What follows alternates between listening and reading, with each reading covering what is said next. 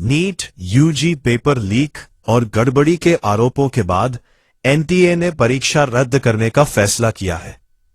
कांग्रेस नेता राहुल गांधी ने इस मामले में मोदी सरकार पर जमकर निशाना साधते हुए कहा कि 2 लाख से ज्यादा छात्रों की मेहनत, त्याग और सपनों को इस भ्रष्ट भाजपाई व्यवस्था ने कुचला।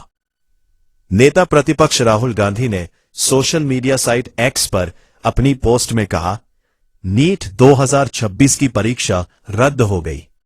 22 लाख से ज्यादा छात्रों की मेहनत, त्याग और सपनों को इस भ्रष्ट भाजपाई व्यवस्था ने कुचल दिया। किसी पिता ने कर्ज लिया, किसी मां ने गहने बेचे, लाखों बच्चों ने रात रात भर जागकर पढ़ाई की और बदले में मिला पेपर लीक, सरकारी लापरवाही और शिक्षा में संगठित भ्रष्टाचार। कांग्रेस नेता ने कहा कि यह सिर्फ नाकामी नहीं, युवाओं के भविष्य के साथ अपराध है। हर बार पेपर माफिया बच निकलते हैं और ईमानदार छात्र सजा भुगतते हैं। अब लाखों छात्र फिर से वही मानसिक तनाव, आर्थिक बोझ और अनिश्चितता झेलेंगे। अगर अपनी तकदीर परिश्रम से नहीं, पैसे और पहुंच से तय होगा, तो फिर शिक्षा का मतलब क्या रह जाएगा? प्रधानमंत्री का तथाकथित अमृतकाल देश के लिए विषकाल बन गया है। राहुल ने सोमवार को भी एक्स पर अपनी पोस्ट में कहा था, नीट 2026 के पेपर लीक की खबर सुनी। परीक्षा नहीं, नीट अब नीलामी है। कई सवाल परीक्षा से 42 घंटे पहले व्हाट्सएप पर बिक रहे थे।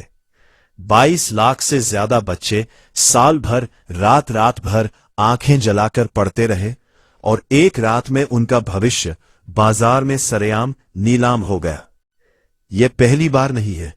10 साल में 79 पेपर लीक, 48 बार दोबारा परीक्षा, हर बार वही वादे और फिर वही खामोशी। मोदी जी, जब आप अपनी हर नाकामी का बिल जनता पर डालते हैं, तो गरीब के बच्चों का भविष्य भी उसी बिल में आता है। 22 लाख बच्चों का भरोसा टूटा है और मोदी सरकार से बड़ा खतरा भारत के युवाओं के सपनों के लिए कोई नहीं। मैं भारत के युवा के साथ हूं। यह वक्त बेहद मुश्किल है, मैं जानता हूं, लेकिन यह व्यवस्था ऐसे नहीं रहेगी।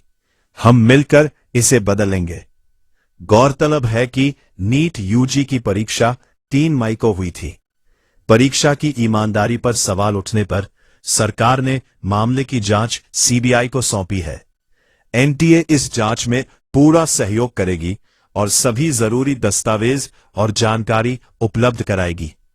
एनटीए अब इस परीक्षा को दोबारा आयोजित करेगी और छात्रों से किसी तरह का अतिरिक्त शुल्क नहीं लिया जाएगा।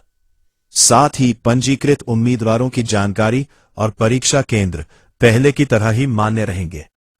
एनटीए ने छात्रों को सिर्फ आधिकारिक सूचना पर भरोसा करने की सलाह दी है।